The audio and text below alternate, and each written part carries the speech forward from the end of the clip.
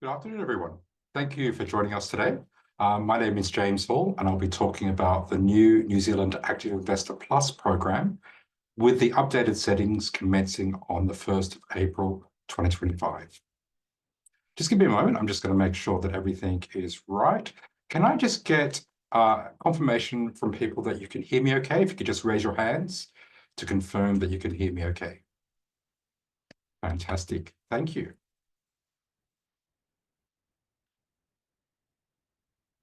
Now, I am the founder, owner, and principal licensed immigration advisor at ANZ Migrate. We are a professional immigration services company. We're based in Singapore, although we have staff in Australia, New Zealand, Vietnam, Indonesia, Hong Kong, Malaysia. I hope I've covered all the right countries. And we provide immigration services to clients, particularly in the Asia region. I'm the principal and founder. I've been doing immigration since 2003. I've been a registered migration agent for Australia since 2004 and a licensed advisor for New Zealand since 2008, which is the year that licensing commenced in New Zealand for immigration advice. Now, just to give you an idea of who's who in the zoo, immigration advisors like myself provide immigration advice and support to applicants for the investor visas and other visas for New Zealand. So Immigration New Zealand itself gives basic information, but doesn't handhold people through the process. That's our role, especially where there are complex cases. And New Zealand Trade and Enterprise recommend that any applicants for the investor visa do go through an advisor such as myself, just due to the complexities involved in that process. We have Immigration New Zealand, which do the processing of the visas. Now, the investor visa is a little bit unusual because although Immigration New Zealand are responsible for the processing and management of the visa, the actual promotion and marketing and direction of the visa is being set by New Zealand Trade and Enterprise. So they're actively involved in promoting and marketing this visa, and they have representatives covering different regions around the world to support this. So it's quite unusual in that aspect. Most visas are just set up by Immigration New Zealand and just run, and there isn't anyone as an advocate for the visa out there promoting and pushing that visa. But New Zealand Trade and Enterprise are doing that in this situation. So very unusual situation, but that's why you'll hear mention of New Zealand Trade and Enterprise. You'll hear mention of Immigration New Zealand and immigration advisors such as myself. So this is how we fit together. New Zealand Trade and Enterprise also act a little bit like a concierge service. So prospective investor visa applicants will often contact New Zealand Trade and Enterprise. They will introduce them to various parties within the ecosystem and support them in that journey. And that's a very nice feature that New Zealand has. As I mentioned, I do Australia migration as well. So I do a lot of comparison between the Australia and New Zealand programs. And I can tell you that New Zealand is far ahead of Australia in terms of this welcoming and support approach. Also, Australia at this time has no investment migration. So if people are looking for investment migration pathways in the Australia-New Zealand region, New Zealand is now the only option, and it's becoming a better product with the 1st of April changes. So today's webinar will be to look at the Active Investor Plus visa framework. And I'll talk about the policy and what these policy changes are. I'll also be looking at the investor perspective, but also the perspective of businesses and funds in New Zealand that are seeking investment. I know there are a few attendees from that area, and I'll talk to you about what you can look at and what's possible in that space. I'll also look at how the new system varies from the previous approach, which is a little bit more complicated. And we'll talk about some of the investment options, the requirements, and of course, the visa process. I will also do a Q&A at the end of the session. So there is a Q&A option within Zoom, and you're welcome to raise any questions there that you'd like answered at the end. Now, remember, I'm not an investment advisor. I'm not giving financial advice. My area of specialization is immigration. So I will focus on those questions for complex questions around the investment side, I'm happy to refer you to the appropriate parties and do introductions there. So do reach out. And if it's not something I cover myself, I can introduce you to the appropriate parties who can assist you. So the objective of the Investor Plus visa, the Active Investor Plus visa, known as the AIP, and this is directly quoted from immigration, is to increase the flow of foreign capital and attract skilled and experienced active investors. And they want this done in a way that aligns with the government's economic strategy. So the idea of this visa is designed to attract meaningful investments for New Zealand, not just passive capital. They want to move away from that, discourage that. And the government wants investors who will actively participate in the New Zealand economy. And these policy revisions are designed to better align with New Zealand's economic priorities. And in that sense, the program rewards investors that commit to doing direct investments in New Zealand companies or managed funds that meet New Zealand's objectives and requirements. So there's a reward for that. If you're not doing that, you can still go through the program and there are other options, but the rewards aren't there, or the rewards aren't as good as doing those investments in the preferred New Zealand options. Just to give you an idea about the New Zealand program itself, here's a slide showing the numbers for the program over the last few years. You will see there's quite a high decline rate, which is the visa refusal rate for the investor applications. Now, there are a lot of complexities with this. I would expect most of those declined applications would be around the source of funds and the transfer of funds. New Zealand is extremely strict when it comes to these two aspects of the program. Now, this means that you must be able to evidence, as an applicant, you must be able to evidence where the funds were obtained and that they were obtained legally, which means taxes have been paid. So any taxes due have been paid, and there's evidence of this, and there's evidence of how those funds were legally obtained. This extends to, for example, inheritance. So if you have inherited funds, you will need to show how those funds you've received were legally obtained in the first place. So if a parent passes those funds on through inheritance, through the will, you will need evidence of how that parent actually obtained those funds legally. For example, selling properties, business earnings, or so on. So this can become quite onerous and quite complex. It is one of the challenges we face, but it is addressable, well, in most cases, and it's something we can certainly work with clients on. So that is very, very important. Taxes are paid, and there's evidence of how the funds were legally obtained required. Also, there are restrictions around how the funds are moved to New Zealand. And an important point to note here is it's the funds being moved from the country where they were earned. It's not where they currently sit. So for example, an applicant from China, and China comes up a lot in discussions, an applicant who's earned money in China, even if they can show they've legally earned that money, so they're running a business, for example, they've got profits, they've paid taxes on those profits, and they've earned that money. If that money is now sitting in Hong Kong, we can't use those funds in Hong Kong unless the client showed they legally, through the banking system, transferred those funds from China to Hong Kong. However, if that client had earned the money in Hong Kong, so they've done further investments in Hong Kong and earned the money in Hong Kong, then we can use that money that's been earned in Hong Kong. But it's important to show that trail of funds from the country where the funds were earned. And for countries like China, where there are currency controls and limitations on moving funds overseas, that's generally not possible to do in a way that is compliant with these visa requirements. So let's talk about this program. There are key changes coming in on the 1st of April, 2025. Now, these are significant structural changes to the previous system, and it makes the system more straightforward and clearer, and it's also clearer aligned with New Zealand's economic objectives. One of the changes they're doing, significant changes, is removing the English language requirement, which is great. The previous program didn't require this, or certainly didn't require for some of the options. And then with the new program that was put in place about a year ago, they introduced English as a mandatory requirement. Now that's excluded certain markets. For example, Vietnam's a major market Asia. Many of the applicants from Vietnam won't speak English.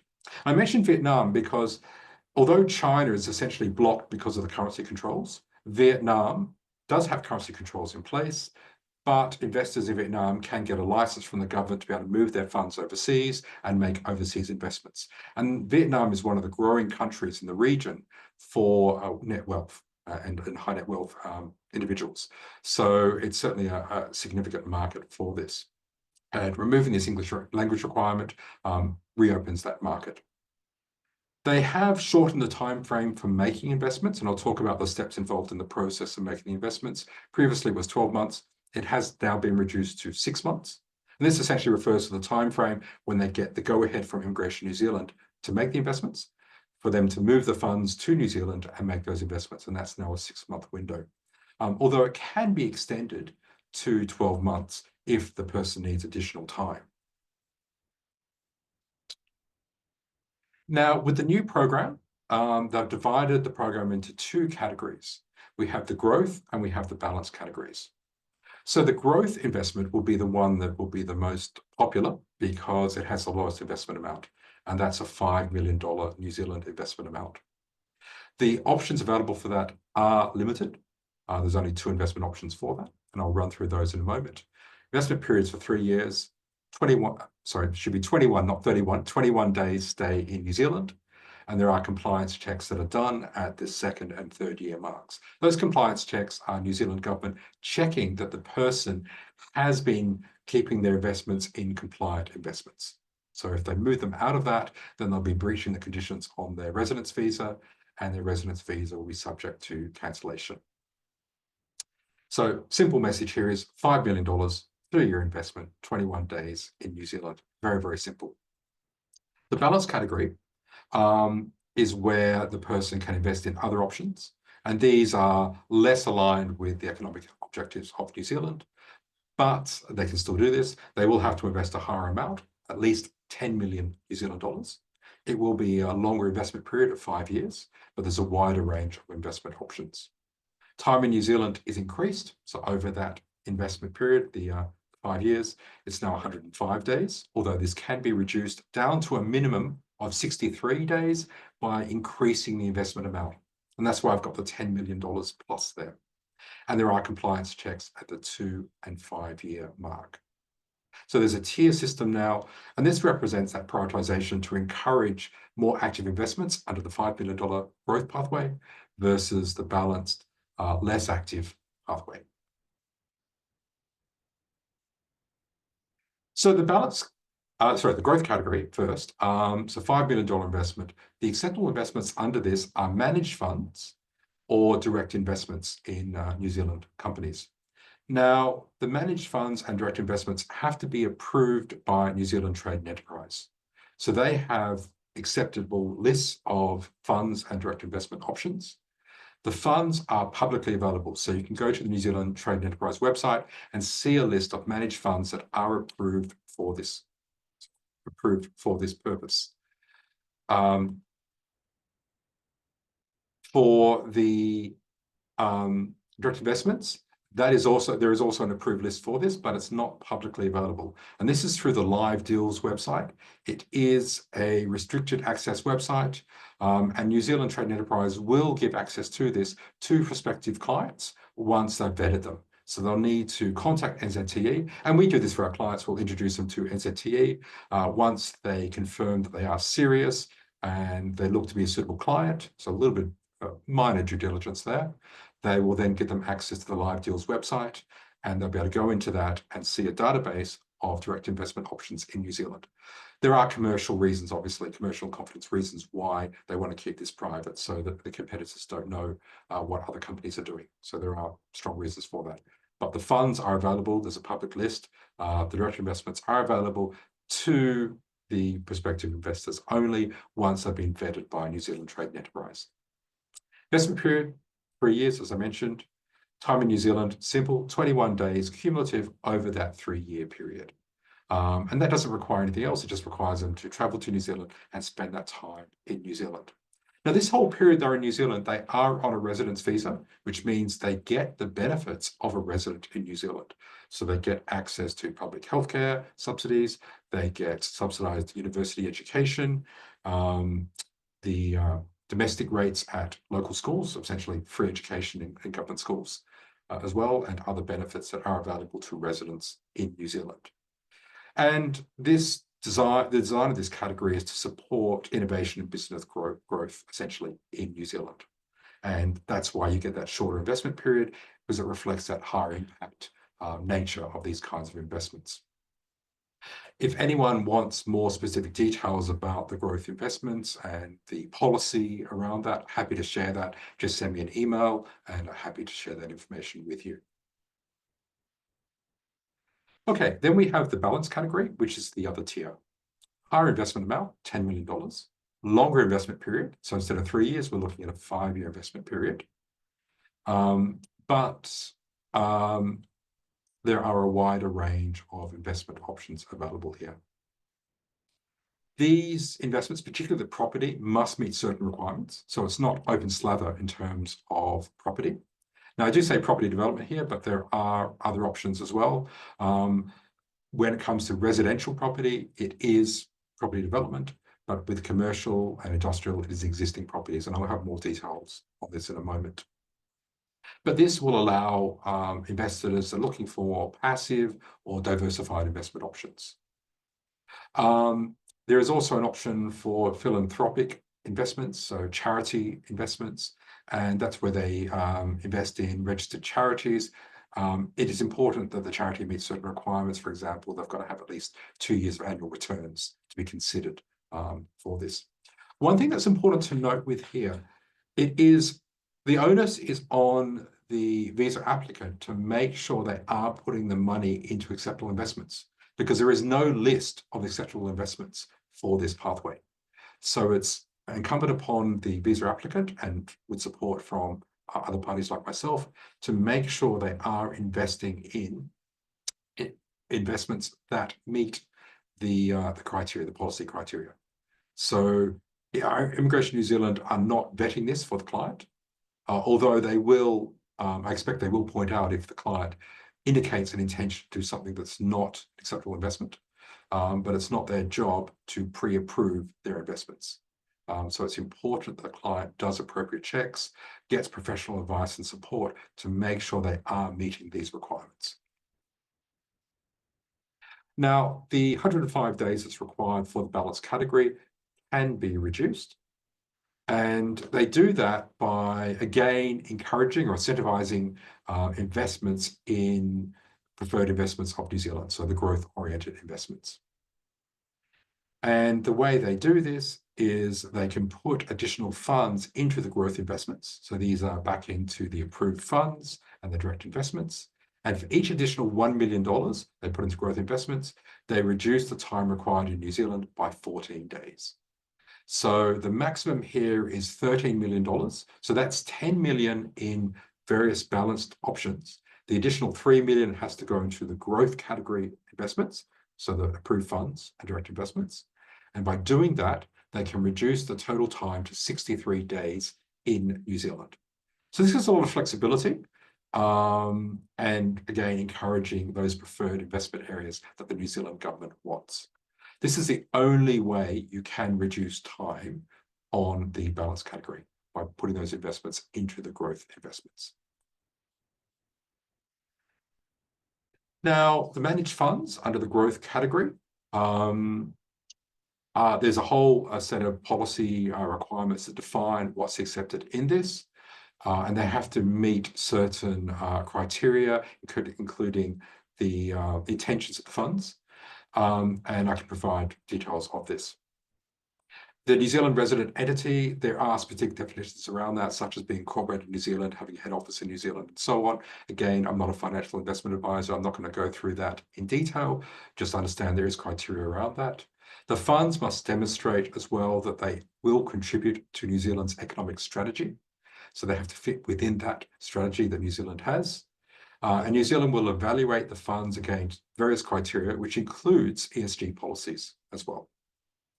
So the fund managers must apply for NZTE approval. There is a specific process for this and form, and you can see that on the New Zealand Trade Enterprise website.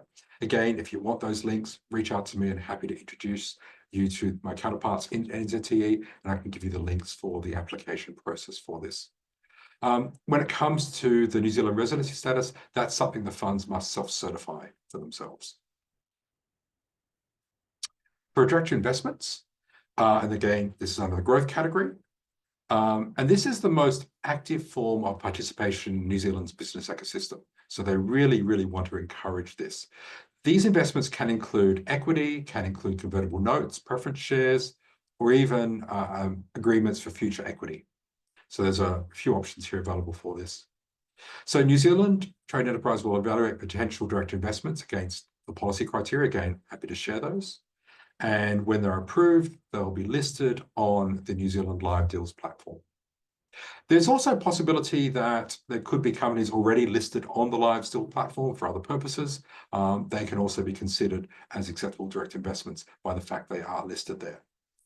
And it's important these investments or these entities, the direct investment options, show that they are contributing to job creation, productivity improvements, or some other economic benefits to New Zealand. So there's a set of criteria around this they have to comply with.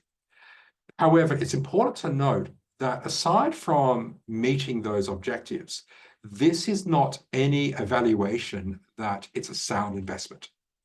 Aside from meeting the objectives, New Zealand Trade Enterprise is essentially just confirming that the business is running in New Zealand and it's operating legally. So aligned with their objectives, operating legally and compliant, but there's no assessment of their suitability as an investment. So that's an important takeaway here. So it's not an endorsement, it's a sound investment. Applicants still need to do their own due diligence to ensure that they are making the right investments. Okay, that's very, very important to understand. Now, the additional options that are available under the balance category assigned compared to the growth are only available under the balance category. It's a few things to note here. Property investments cannot be for personal use and must be for commercial return. So you can invest in, for example, new residential developments subject to any foreigner investment rules in New Zealand, but you can't use those for personal use during the investment period. After that, yes, but during the investment period, it cannot be used for personal use. I mentioned the philanthropic investments, registered charities, and they must be registered with the Inland Revenue Department for donee status. Residential property, it is limited to new developments that increase housing supply. So it's not including things like renovations or extensions to existing property. It's increasing the housing supply market. And there are options for foreigners. And by foreigners, I'm talking about not Singaporeans or Australians. So Singaporeans and Australians generally have access to the property market in New Zealand. However, other foreigners generally can't buy properties in New Zealand. There are some exceptions around apartment developments. Again, not my area, so I'm just highlighting this to point out, and you need to speak to experts about that. But other foreigners can buy certain property developments. And there are permissions for that will be compliant with this, particularly apartment developments. Bond investments, there are various options for that. And that's always been something that's been very popular with my clients previously. Under the previous investment program, my clients tended to lean towards a mix of shares, public shares, and bonds. Bonds were always preferred by my clients. And the returns on the bonds were pretty decent. They typically were around 4 to 6% per annum. So fairly decent return there on the bonds my clients were getting. Okay. Now, it's also possible, although it's not listed under the balance category, funds can also be invested. You can also invest in funds under the balance category. And I'm talking about funds that are not approved on the growth category. So any investments under the growth category can still be used under the balance category. But you can also invest in other funds that are not NZTE approved in the balanced category, provided they meet one of these requirements. So they're raising funds for listed equities, property developments that meet the property development requirements. So must meet the property requirements under the balanced category, or funds that are in bonds, again, meeting the requirements. So as long as these funds are investing in equities, property or bonds in a way that complies with the balanced category requirements for those areas, then you can invest in those funds. Now, some funds may have international components and international exposure. You are limited to the, or can only count the New Zealand invested proportion of that fund. Okay. So that's something that's very interesting. And as I mentioned, it's not explicitly listed under the options, but the policy does allow for these funds in these categories. In terms of the process for the Active Investor Plus visa, the key steps are here. There's the visa application. Now, with New Zealand, the visa application does require preloading of all the evidence.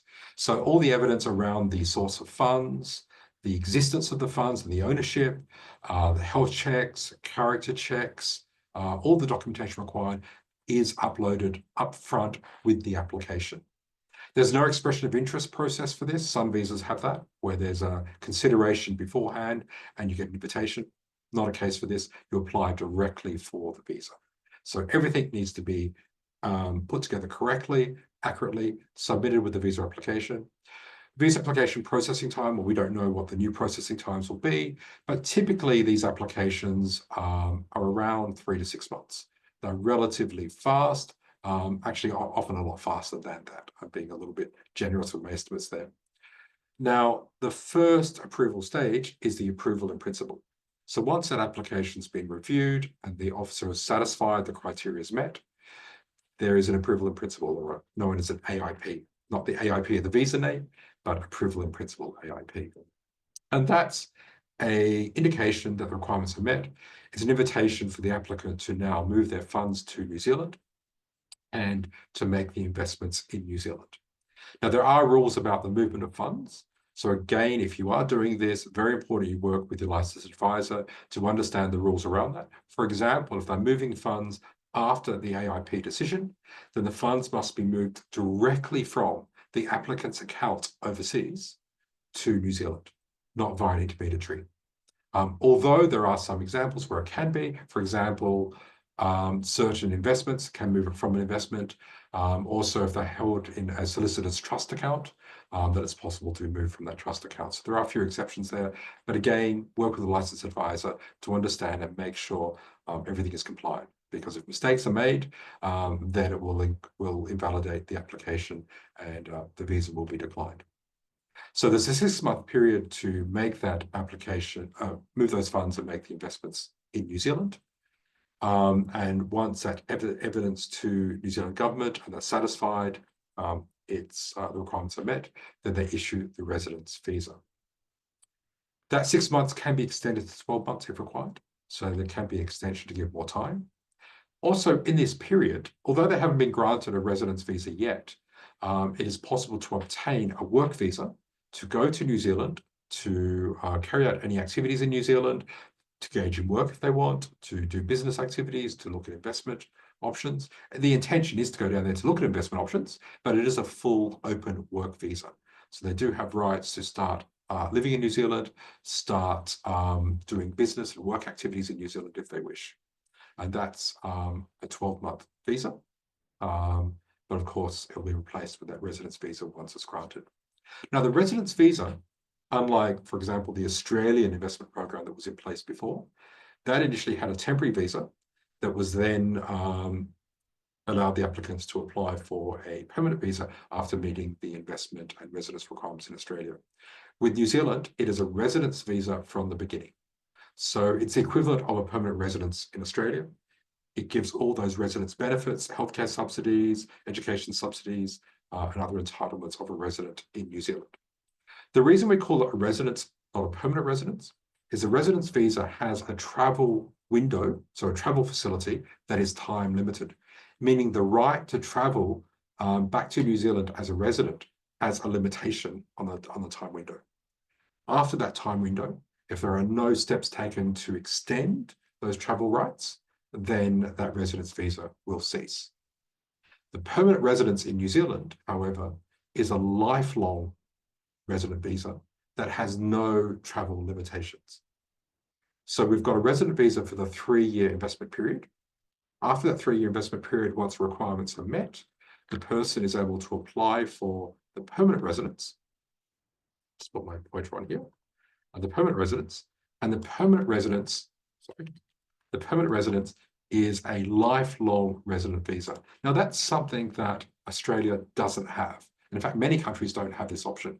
So I'm based in Singapore. Singapore permanent residence has a re-entry permit, which is a travel facility that is time limited. They don't have an open PR like this, but New Zealand does. And we refer to this as a de facto citizenship in the sense that once a person obtains this, they've got that permanent residency for life. So they don't have any ongoing requirements. They don't have to keep the investments going. They don't have to meet any stay requirements in New Zealand. They can go back to their home country, and in 20, 30, 40, 50 years, anytime, they can go back to New Zealand. And this permanent residence and the residence visa, in fact, the whole application covers a family unit that will extend to the main applicant, their spouse, and their dependent children. And dependent children can be up to 24 years of age for this application. And for those familiar with the Australia investment pathway, the dependency age has to be assessed in Australia at the time they decide the visa, which could take many years to process. With New Zealand, the dependency age is assessed at the time we make the visa application, not the time of decision. So as long as that child is the dependent child that is 24 years or younger at the time of visa application, then they meet those age dependency requirements. Now, the investment period, as I mentioned, is either 3 years or 5 years. There are checkpoints, and that's at the 24-year, so the 2-year mark, 24-month, 2-year mark, or at the end of the investment period. And there are checks done where the applicant needs to show to Immigration New Zealand they've held the compliant investments for that period. Now you'll see Section 49(1) conditions come up a bit. These are conditions that are attached to the resident visa that enforce the obligations upon the client. And they require the following. So there is an investment questionnaire that's now required. That's a new step that gathers information. So there's a questionnaire they have to fill out. There is a stay requirement, although the stay requirement is not going to be assessed until the end of the investment period. There is a requirement to maintain the compliant investments. And there are some options to doing transfers of the investments during the period, but there are restrictions around that. Now, if they don't meet these requirements, then the visa is subject to cancellation and deportation for the applicant. So it's important to address these. It's also worth noting that a lot of the visas in New Zealand, such as sponsoring family, like sponsoring parents, or applying for citizenship, require the person to have a residence visa that no longer has a Section 49 condition. So basically permanent residence. So they do have to go beyond this, get the permanent residence before they can do things like sponsor parents or apply for citizenship in New Zealand. Now, there are investment transfers during the investment period. I'm just going to touch very briefly upon this because I don't want to get too involved in this. There are timeframes around doing these transfers, and I've got that details here. And there's also, it's important that if you are doing the growth category, that investors must generally reinvest any return capital back into the growth category investments. Okay, that's important. Okay, there are some exceptions for this, and growth category investments, the capital returns can be invested in other options, provided it's less than 1 million, and there's a reason why they can't reasonably reinvest in the growth category. Again, you want the policy around this, happy to share that. It's not something I'm going to go into detail here. Now, for the funds seeking SAT approval, and that's for the growth category, key requirements are here. You'll see that they will need information about the fund's investment mandate, their policy, ESG details. So they must have ESG policy and approach around that. Generally, they will not approve funds that are directly investing in property development or acquiring, selling, buying property. May be possible if that's not their main focus, but generally these funds are excluded. There is an annual recertification as well. So you do have to get recertified annually to remain on the list. Okay, so that's important. For property investments, a bit more detail about this. They are available under the balance category. So I mentioned before that residential property must be in new developments that is increasing the housing supply. It cannot be in renovations or existing or changes to existing dwellings. Okay.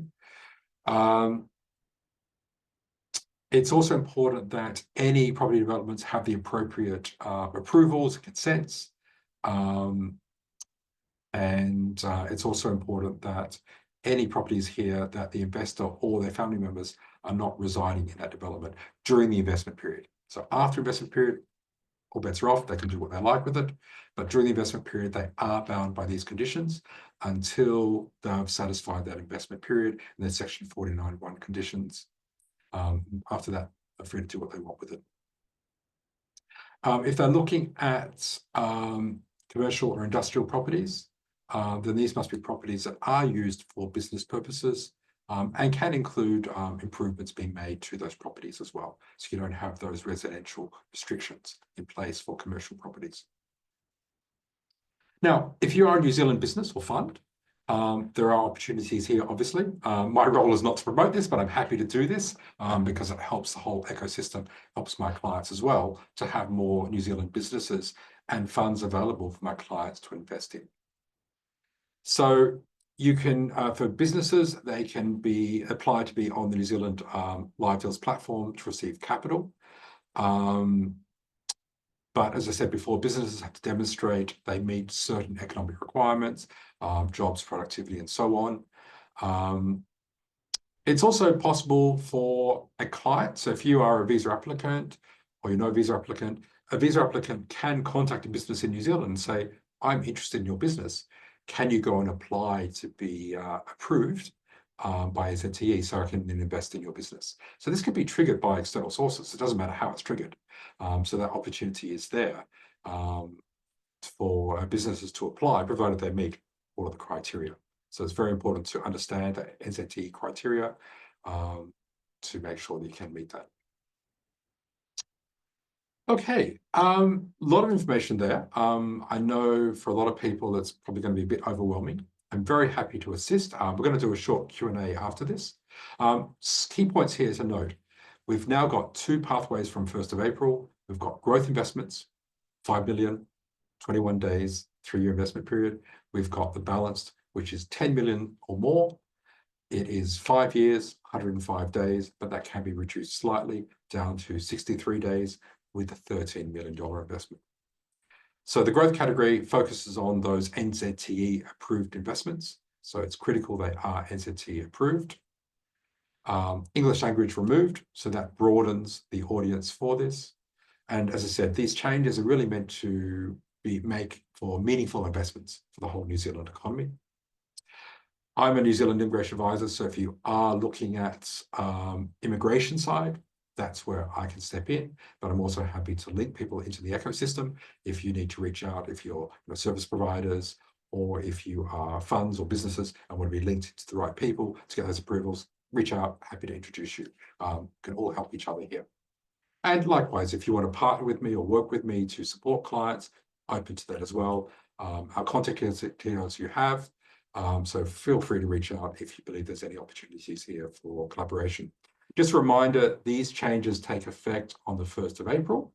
However, existing applicants that have already applied under the approval, so the Active Investor Plus program, and have received the approval in principle or earlier, can still use these options. So they can switch over to these options, provided they haven't yet made those investments and applied for that residence visa. So if they're in the earlier stages, so approval in principle or earlier, they can still use these options. Given also that it takes a while to get all the requirements together, the evidence together, the funds source, the police checks, medical checks, and so on, even if you're starting now, you wouldn't be applying by 1st of April, you'd be applying after 1st of April. So it's ready, it's open, people can apply now because it will take a while to get everything done. We are expecting a huge increase of applications under this new program. To give you an idea of where people are coming from, at least under the program the last year, in the Asia region, the key area has been Hong Kong, other countries as well, but Hong Kong is the major country. Europe, it's mainly Germany, which is interesting. So there's a high number coming out of Germany. And there's also a lot of interest coming out of the US. And it's quite interesting, the inquiries we're getting from the US, because under the previous election cycle, it was generally anti-Trump. Now we're getting both anti-Trump and pro-Trump supporters seeking options. We're getting feedback from pro-Trump people that are not comfortable with the decisions he's making, not comfortable with some of the people he's associating with, Elon Musk, for example, and they want to have a plan B. And that plan B, for a lot of people, it's, I don't want to necessarily move now, but I want to have that plan in place. So if I need to leave at any time and leave perhaps on short notice, I've got somewhere I can go to. I've got a safe haven I can go to. And New Zealand is absolutely perfect for that. And that plan B, unlike Australia and many other countries, is a permanent plan B. It's not limited for a time period, because if you get that permanent residency in Australia, it is not lifelong. It has to be renewed ongoing, and there are certain requirements that have to be maintained to keep that access to be able to go to Australia as a permanent resident. New Zealand doesn't have that. So New Zealand has lifelong permanent residency. It's a permanent plan B if they want to keep it in reserve, or they could move there now and enjoy all these benefits now. So contact details are there. You're very welcome to reach out to us, and I'm open to any questions. We'll do questions for a short while. Remember, my focus is not investment advice. My focus is on the immigration side. But if it's a high-level question around the investment or investment products, I'll generally answer. But my focus is certainly on the immigration side. But if you want help getting into the ecosystem, reach out to us. Thank you.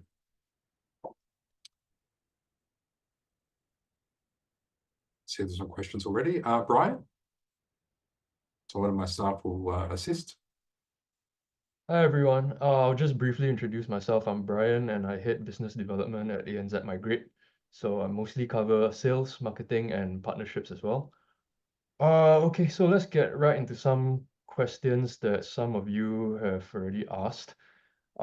James, I think this will mostly be for you. How long would it take typically for a holder of this residency to obtain citizenship? What are the requirements? Sure. I will simplify it, but generally, citizenship in New Zealand requires a 5-year period with 4 years of stay in that 5-year period. It's a bit more detailed, but just at a very high level, 4 out of 5 years in New Zealand. They must also hold permanent residency, but they can count time during that investment period. But it does mean they need a substantial amount of time in New Zealand.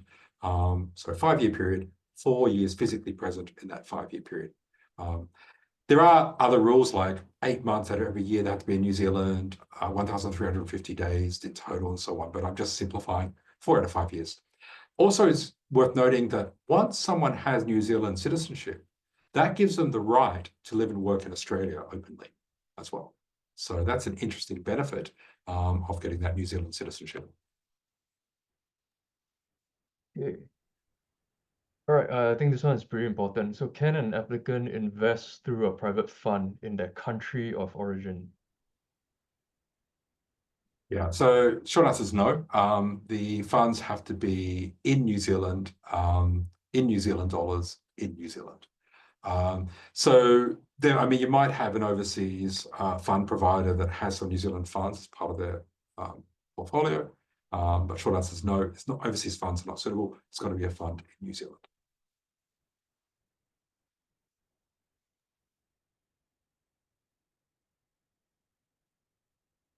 We'll leave it open for a few more questions if any of y'all have any more.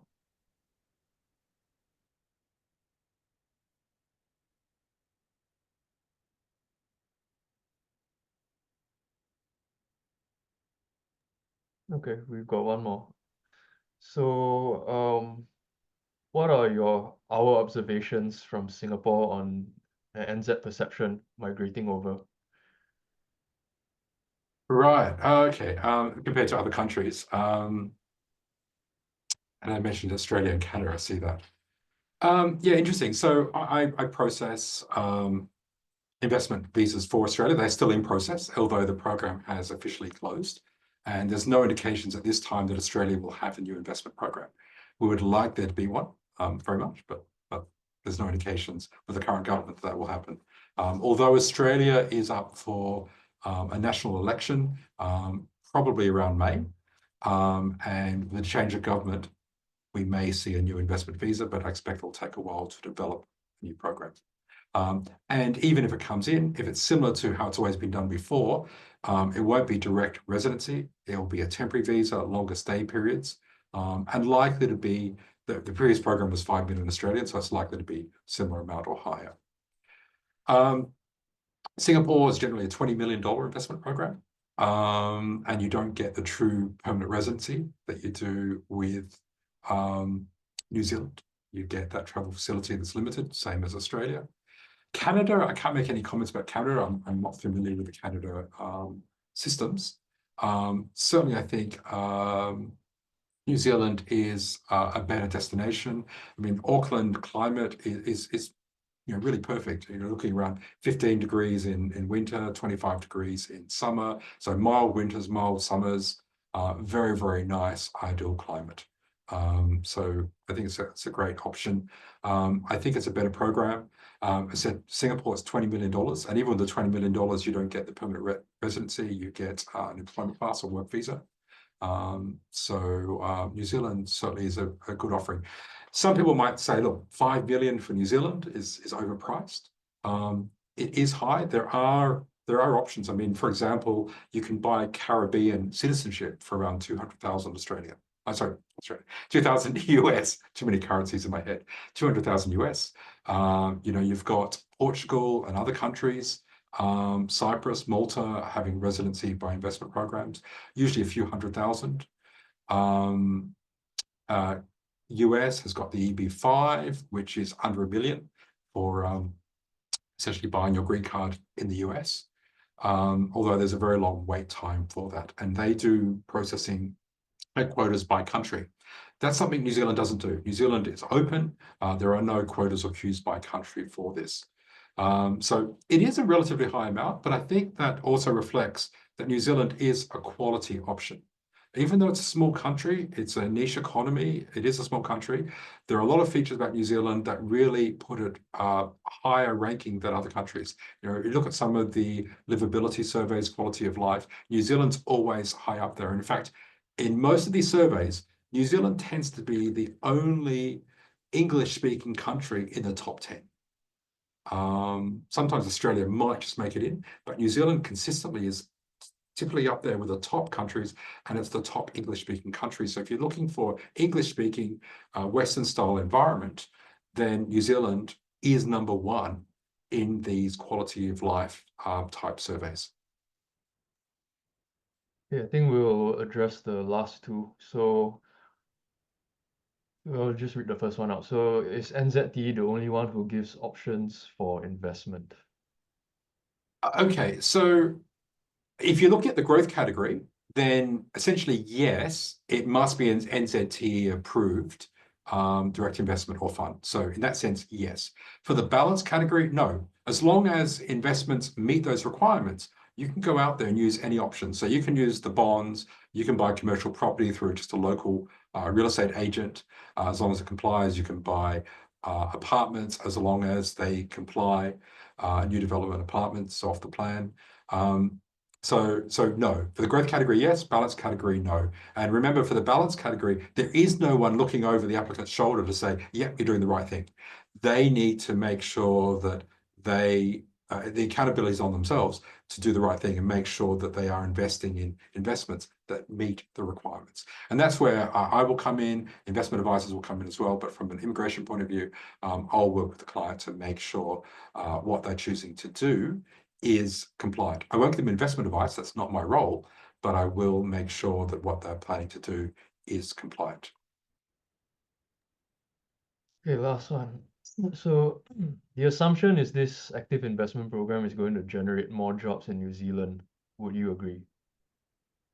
Yeah, and that's certainly one of the requirements. So as I mentioned, to get the approval, they have to show that under the growth category, that the investments under the funds and direct investments, those investment options are aligned with New Zealand's economic goals, and that includes increased productivity or improving jobs, increasing jobs. So there are specific requirements there. So yes, that is a key part of it. And yes, this will lead to job generation in New Zealand. It's a great program. I do like this program.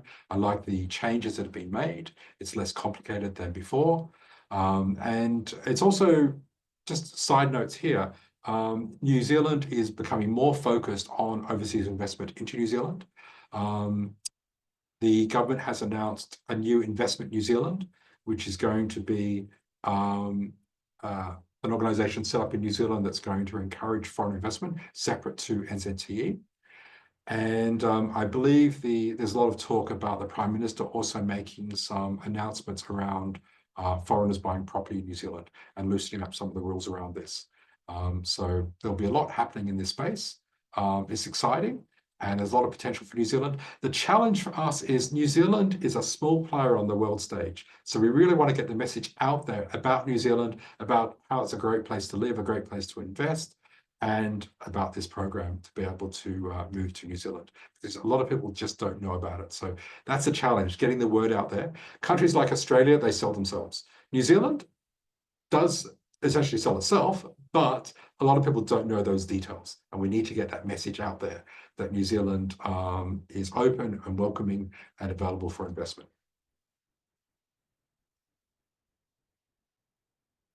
Okay. All right, that's about it. Okay, thank you, everyone. Email address is on the screen, or you can reply to the emails for the event. And welcome any feedback. If you have any feedback about the event, we love to hear back from you. If you want any connections into the ecosystem, whether it's immigration support, whether you want to partner with us, whether you want to be introduced to the counterparts in Immigration New Zealand or NZTE, mainly on the NZTE side, happy to do that. Just reach out to us. And take care, everyone. Look forward to talking to you in person in the future. Take care.